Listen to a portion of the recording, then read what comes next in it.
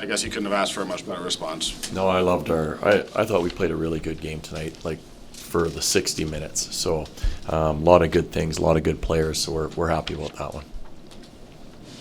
Was there a point in the game where you got a feeling that your group was feeling it, or was it sort of a gradual thing? No, even before the game.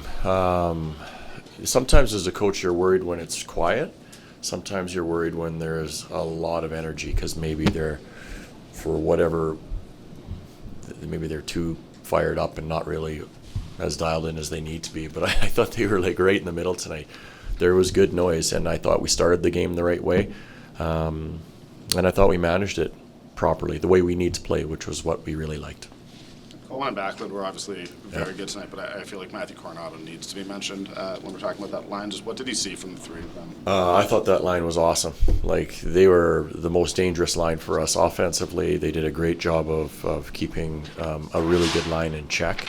And they were used like in all key situations. If you look at our penalty kill tonight too, Michael's and Blake are huge pieces of that. So that line to me was really, really effective. They were our best line in my opinion by far. What sort of, I don't know if luxury is the right way to put it, but for a coach, like when you have Coleman and Backlund and you know like as soon as I put those two together it's just gonna work again, like what sort of luxury is that for a coach to have up his sleeve? It's nice. It kind of sometimes makes you think like, why did we break them apart in the first place? Because they do play so well together, but both guys have the ability to make people around them better.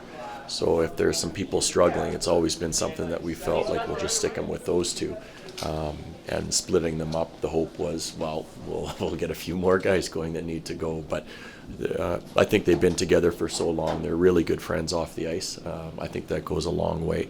And I think they really have a good understanding of how each other plays the game. So they're very comfortable together, and the person that plays with them, I think, is the benefactor. How important do you think it was for your goaltender to bounce back somewhat after a couple rusty outings? Hey, everybody's going to go through stretches like that. I do feel like, whether or not it was the guy he was playing against tonight, I know they're good friends and they were teammates at World Junior way back when. I think for him, probably more so, Eric, that he'll leave here tonight feeling really good where his game is at again. But for us, everybody goes through a stretch or two like that. It's just sticking with him and making sure he knows we continue to believe in him. But even in the games where we got beaten, he gave up some goals. I didn't think he was poor. I just don't think the team was as good in front of them or him. What did you think of Pelche tonight? I liked Jacob tonight. I thought he moved his feet. I thought he was engaged physically tonight, which is important for him. I thought he had a real effective night tonight.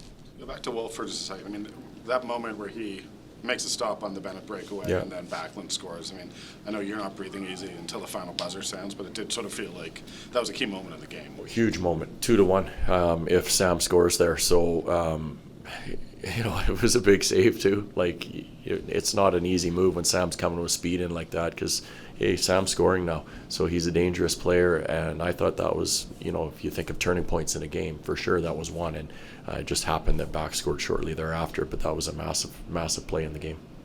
Touched on the PK a little bit, but those two kills at the end of the first or bleeding into the second was pretty huge too, with a 1-goal lead at that time. Yeah, and the guys did a really good job. Their detail was good tonight, and I thought we were aggressive for the most part. So we didn't sit back and let them come at us for the most part. And when we didn't really have a chance to pressure, I thought our guys did a good job of taking away some of their options. Going back to Pelche, is that an opportunity for him to find himself a spot on that? 100%.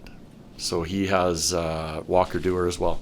There's a chance for those guys to continue to try to find or grab hold of something that allows them to feel like, hey, I bring some more value to the table. I think that's why our power play has gotten much better lately, as guys feel like, hey, this is something that's different in a game. I think our penalty kill struggled a little bit because we haven't had enough guys grab hold of it like, this is my thing. So we're hopeful that he'll continue to run with that role. Ryan, Kadri scored in 3 straight games now. I'm just wondering, are you seeing anything different from his game, or is it just a matter of the pucks are just starting to go in for him? Pucks are going in for him, but he's skating again. I think there was a few games where I thought he was a little quieter with being involved physically and moving his feet. So the last number of games, I thought he's been involved physically and his feet are moving.